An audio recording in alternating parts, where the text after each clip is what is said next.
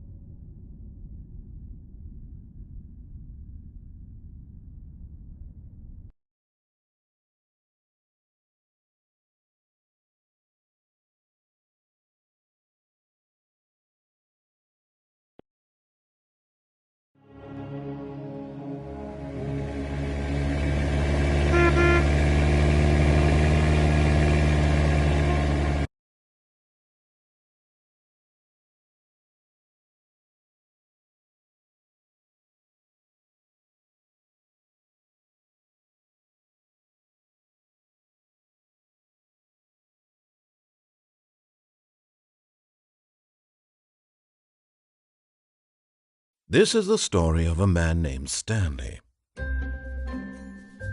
Stanley worked for a company in a big building where he was employee number 427. Employee number 427's job was simple. He sat at his desk in room 427 and he pushed buttons on the keyboard. Orders came to him.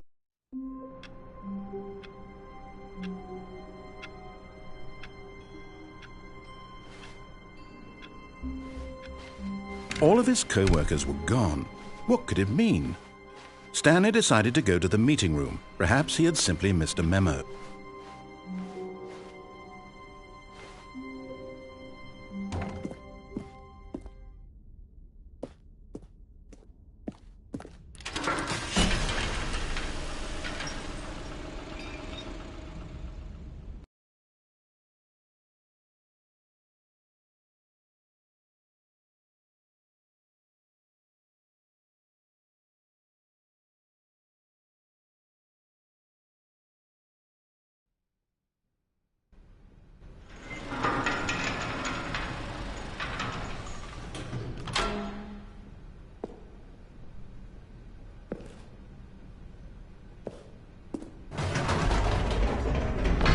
You see, Stanley, I've been reflecting on the Stanley Parable and about how roundly disappointing this ultra-deluxe version has turned out to be.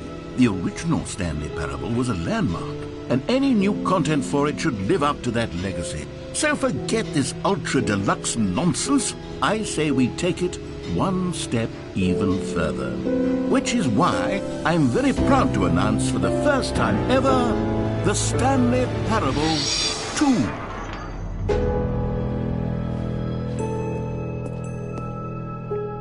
Yes, you see, isn't this far superior to a measly port with a few minor additions? Think of all the new territory we'll cover with a fully fledged sequel. An entirely new experience, built from the ground up. Why, there are so many possibilities. It could go in so many different directions. This is what fans have truly been asking for. Now, to be clear, I haven't quite nailed down what exactly the Stanley Parable 2 is going to be, but let's take a look at some of the features I've been developing for it. I figure that if I can loosely organize a handful of interesting concepts, that surely the game will sort of naturally spring up around them. It'll all work itself out. Game development is much more of a fuzzy magic than anything scientific or logical, really. Here we are. Go on, try out some of the new features.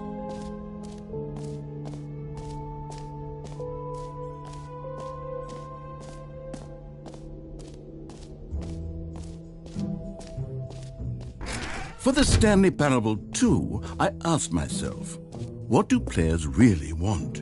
And of course, the first and most obvious answer is that they want to be individually recognized and validated as people. Jim. Sorry, I should have clarified. Right now, the button only says the name Jim. But of course, in the final game, this button will say your name, whatever name that is.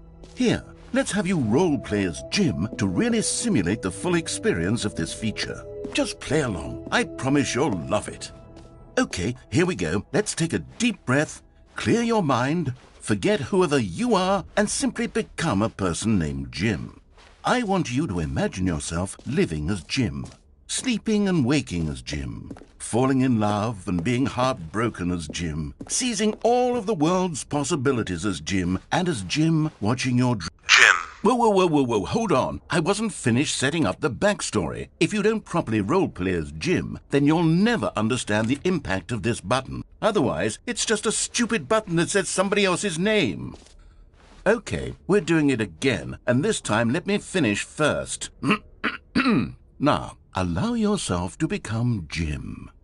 Imagine yourself driving to work as Jim, playing frisbee on the weekends as Jim, staying up all night for a popcorn and horror movie sleepover as Jim, developing a crippling substance addiction as Jim, rediscovering yourself through fringe religious groups as Jim, and finally dying a slow death at an old age surrounded by members of your cult as Jim. Do you feel it in your soul? Are you really, truly Jim right now? If so, then please step forward and press... Yes! You see? What a thrill! What a rush! That was you! The button described you. Do it again, do it again. Jim. Oh, it hits even harder the second time. If this were the only new feature in the Stanley Parable 2, it would still be worth the money. Let's take a break from the Jim button. I'm too emotionally drained from all of this personal validation. Jim. Whoa there, cowboy. Sometimes a person can be too much, Jim. I'm putting the Jim button away. Otherwise, soon you'll start to lose all sense of who you actually are. Jim.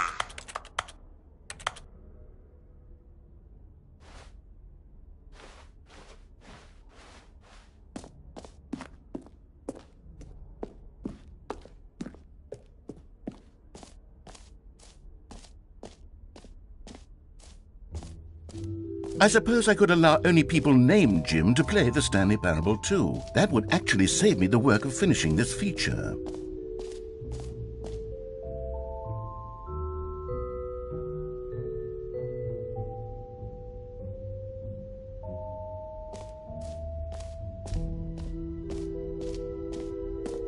Okay, I'll be honest, I haven't yet decided on this one.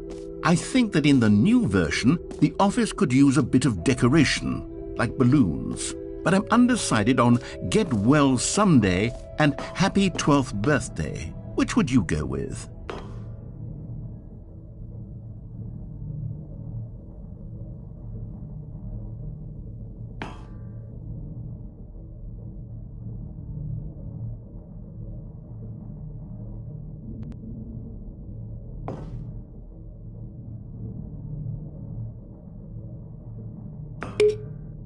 You know, sometimes when you solicit another person's opinion, it makes you realize that you knew which one you actually really wanted all along. Get Well Someday it is.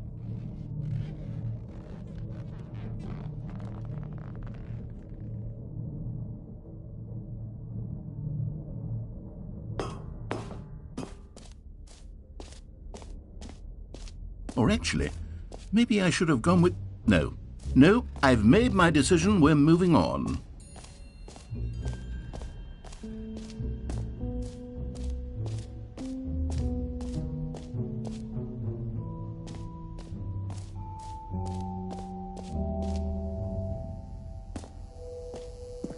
Now, here's something special. You remember that broken test trophy that got left in the game on accident?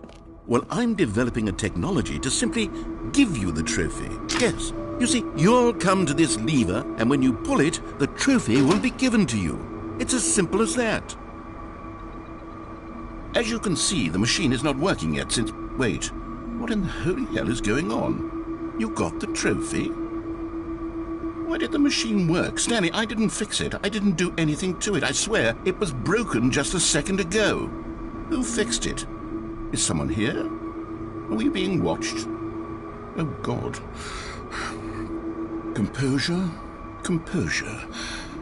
Yes, as you can see, the machine is working as normal, as I intended. It truly speaks to the awe-inspiring magic of the Stanley Parable 2. Breathe. Just breathe.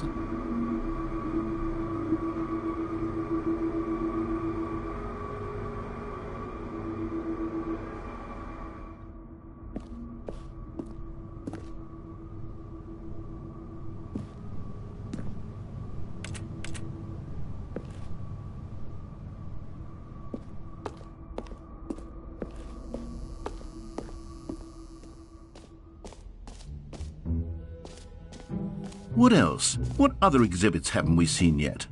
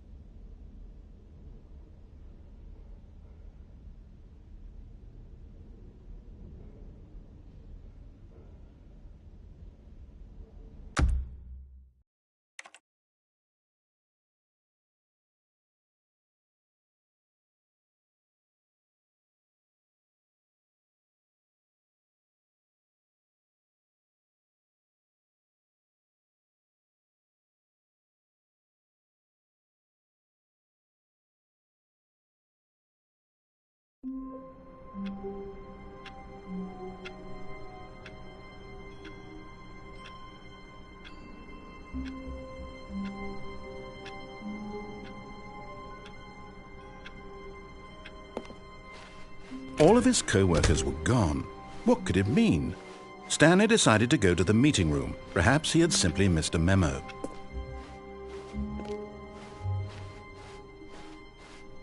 When Stanley came to a set of 2 open doors, he entered the door on his left.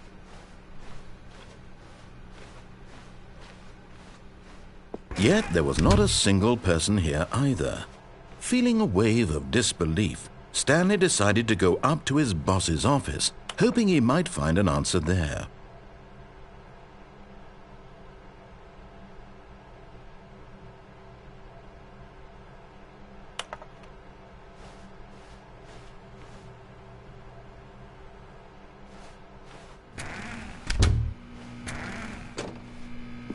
Stanley stepped into the broom closet, but there was nothing here, so he turned around and got back on track.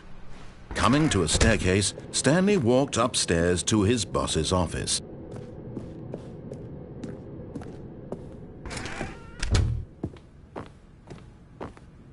Stepping into his manager's office, Stanley was once again stunned to discover not an indication of any human life. Shocked, unraveled, Stanley wondered in disbelief who orchestrated this. What dark secret was being held from him? What he could not have known was that the keypad behind the boss's desk guarded the terrible truth that his boss had been keeping from him. And so the boss had assigned it an extra secret PIN number, 2845. But of course, Stanley couldn't possibly have known this. Yet incredibly, by simply pushing random buttons on the keypad, Stanley happened to input the correct code by sheer luck. Amazing. He stepped into the newly opened passageway.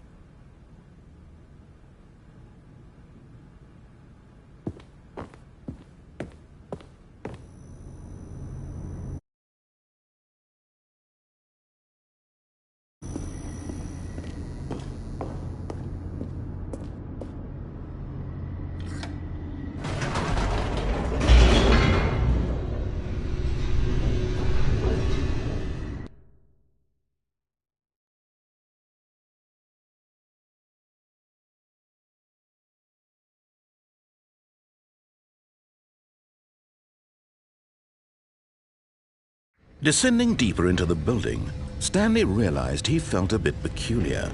It was a stirring of emotion in his chest, as though he felt more free to think for himself, to question the nature of his job. Why did he feel this now, when for years it had never occurred to him? This question would not go unanswered for long. Stanley walked straight ahead through the large door that read Mind Control Facility.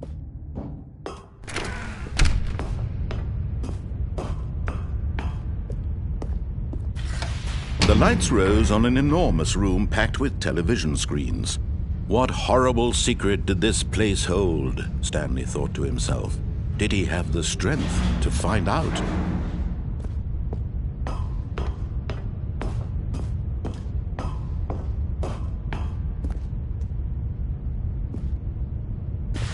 Now the monitors jumped to life, their true nature revealed. Each bore the number of an employee in the building, Stanley's co-workers. The lives of so many individuals reduced to images on a screen, and Stanley, one of them, eternally monitored in this place where freedom meant nothing.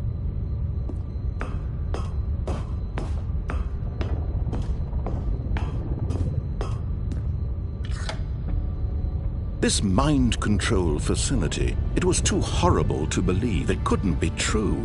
Had Stanley really been under someone's control all this time? Was this the only reason he was happy with his boring job? That his emotions had been manipulated to accept it blindly?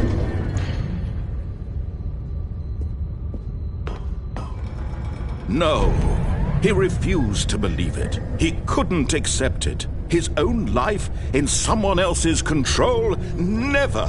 It was unthinkable, wasn't it? Was it even possible? Had he truly spent his entire life utterly blind to the world? But here was the proof, the heart of the operation. Controls labeled with emotions, happy or sad or content, walking, eating, working, all of it monitored and commanded from this very place. And as the cold reality of his past began to sink in, Stanley decided that this machinery would never again exert its terrible power over another human life, for he would dismantle the controls once and for all.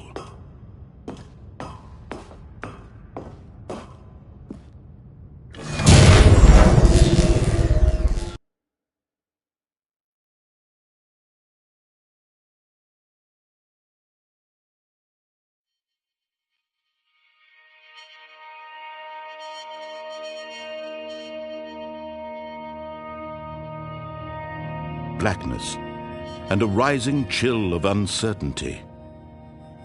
Was it over? Yes! He had won! He had defeated the machine, unshackled himself from someone else's command. Freedom was mere moments away. And yet, even as the immense door slowly opened, Stanley reflected on how many puzzles still lay unsolved. Where had his co-workers gone? How had he been freed from the machine's grasp? What other mysteries did this strange building hold? But as sunlight streamed into the chamber, he realized none of this mattered to him, for it was not knowledge or even power that he had been seeking, but happiness. Perhaps his goal had not been to understand, but to let go. No longer would anyone tell him where to go, what to do, or how to feel. Whatever life he lives, it will be his. And that was all he needed to know. It was perhaps the only thing worth knowing. Stanley stepped through the open door. Stanley felt the cool breeze upon his skin, the feeling of liberation, the immense possibility of the new path before him. This was exactly the way, right now, that things were meant to happen. And Stanley was happy.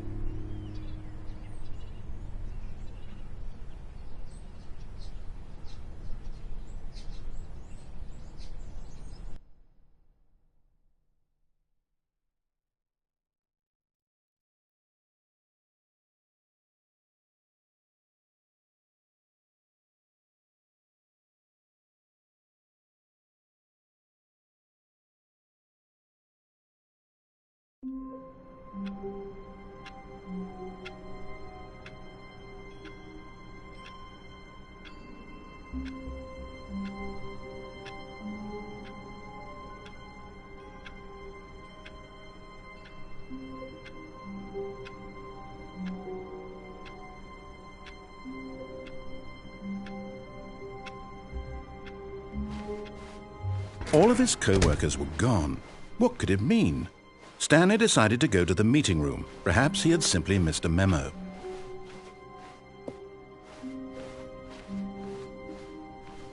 When Stanley came to a set of 2 open doors, he entered the door on his left.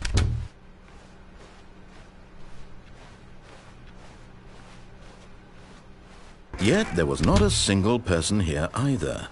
Feeling a wave of disbelief, Stanley decided to go up to his boss's office. Coming to a staircase, Stanley walked upstairs to his boss's office.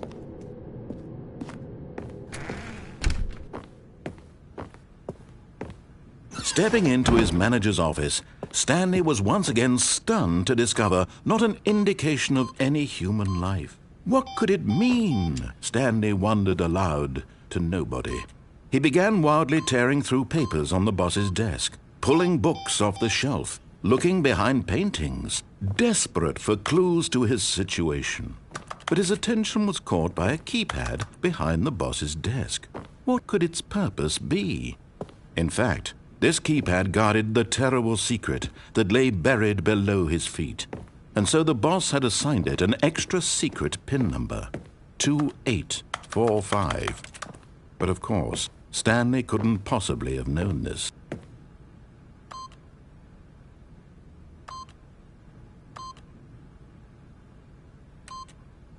Yet incredibly, by simply pushing random buttons on the keypad, Stanley happened to input the correct code by sheer luck. Amazing. He stepped into the newly opened passageway.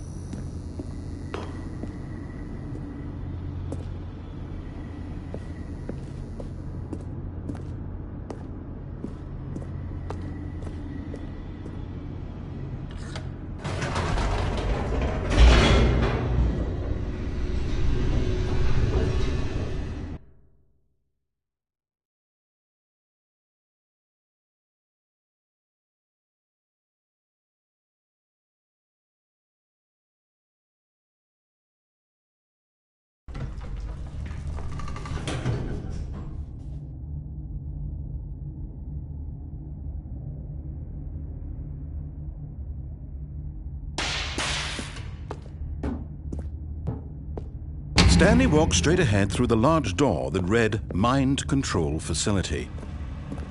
Although this passageway had the word Escape written on it, the truth was that at the end of this hall, Stanley would meet his violent death. The door behind him was not shut. Stanley still had every opportunity to turn around and get back on track. At this point, Stanley was making a conscious, concerted effort to walk forward and willingly confront his death.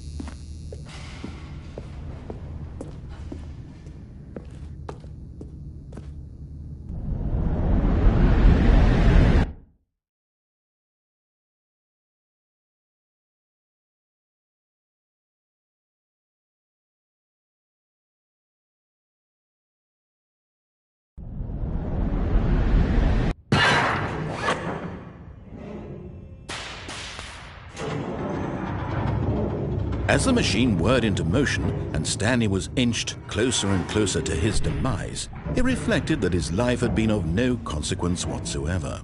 Stanley can't see the bigger picture. He doesn't know the real story, trapped forever in his narrow vision of what this world is. Perhaps his death was of no great loss, like plucking the eyeballs from a blind man. And so he resigned and willingly accepted this violent end to his brief and shallow life. Farewell, Stanley.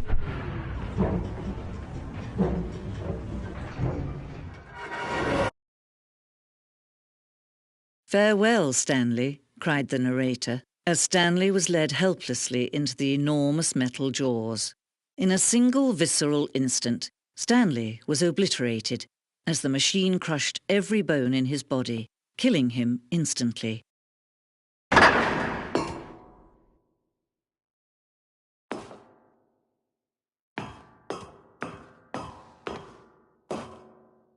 And yet it would be just a few minutes before Stanley would restart the game, back in his office, as alive as ever.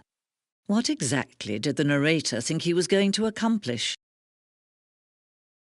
When every path you can walk has been created for you long in advance, death becomes meaningless, making life the same. Do you see now? Do you see that Stanley was already dead from the moment he hit start?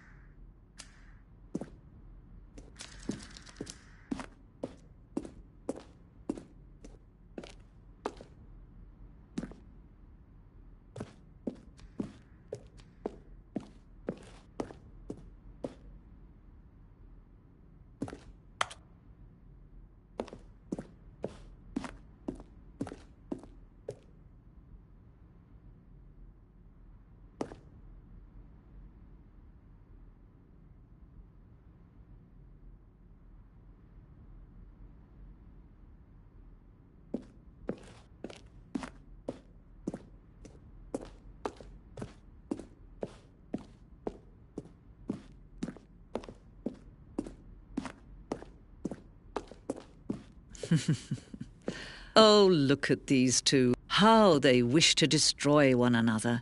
How they wish to control one another. How they both wish to be free. Can you see? Can you see how much they need one another?